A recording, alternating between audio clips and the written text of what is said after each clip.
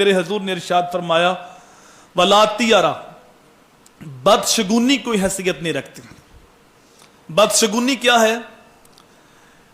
کسی انسان کو، کسی دن کو، کسی مہینے کو، کسی جانور کو، کسی آواز کو منحوس کہنا، اس سے بدشگونی لینا، بری فال لینا۔ تو رسول کریم صلی اللہ علیہ وآلہ وسلم نے منع فرما دیا کہ اسلام کے اندر بدشگونی کوئی حیثیت نہیں رکھتی۔ ہمارے معاشرے کے اندر بعض لوگ کسی انسان کو منحوس کہتے ہیں۔ محلے کے اندر کوئی برا آدمی ہو تو اس کو منحوس تصور کر لیتے ہیں، اور بعض اوقات ہوتا ہے کہ ساس اور بہو کی نہیں بنتی، تو بیٹے کی شادی کے بعد اگر گھر میں کوئی بیماری آ گئی، کوئی فوتگی ہو گئی، کوئی نقصان ہو گیا، تو اس کا الزام بھی اس بہو پہ لگایا جاتا ہے کہ یہ منوسہ جب سے آئی ہے تو اس وقت سے ہمارے گھر میں بیماریاں آ گئی ہیں، یہ بابا جی فوت ہو گئے ہیں، یہ نقصان ہو گیا ہے۔ اچھا، جب تمہارے گھر میں یہ بہو نہیں آئی تھی اس وقت کبھی کوئی بیمار نہیں ہوا تھا، اس وقت کبھی کوئی فوتگی نہیں ہوئی تھی؟ تو یہ خود ساختہ تصورات گڑھ لیے گئے، کسی عورت کو منحوس کہہ دیا، کسی بندے کو منحوس کہہ دیا۔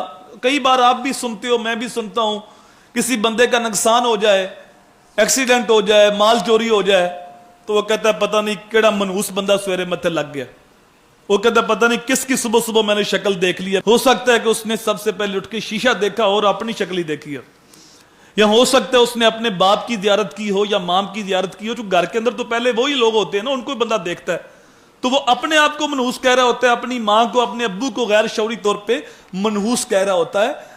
تو کوئی بھی انسان منحوس نہیں ہے۔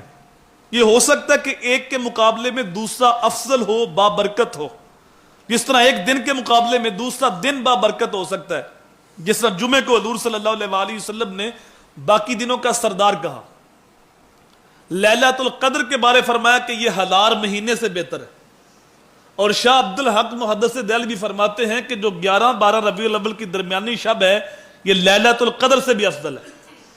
اور اس کی دلیل یہ دی کہ لیلۃ القدر کو قرآن کا نزول ہوا تھا اور اس رات کو صاحب قرآن تشریف لائے تھے۔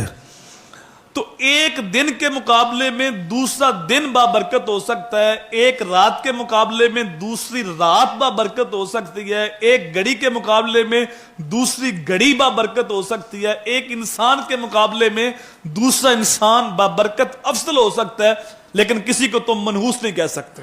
انسان سارے اللہ نے تخلیق کی، اللہ نے بنائے، لیکن انسانوں میں مسلمان افضل ہیں، اور مسلمانوں سے علماء افضل ہیں، علماء سے اولیاء افضل ہیں، اولیاء سے تابعین افضل ہیں، تابعین سے صحابہ افضل ہیں، صحابیوں سے نبی افضل ہیں، نبیوں سے رسول افضل ہیں، اور رسولوں سے آمنہ کا لال محمد عربی افضل ہے۔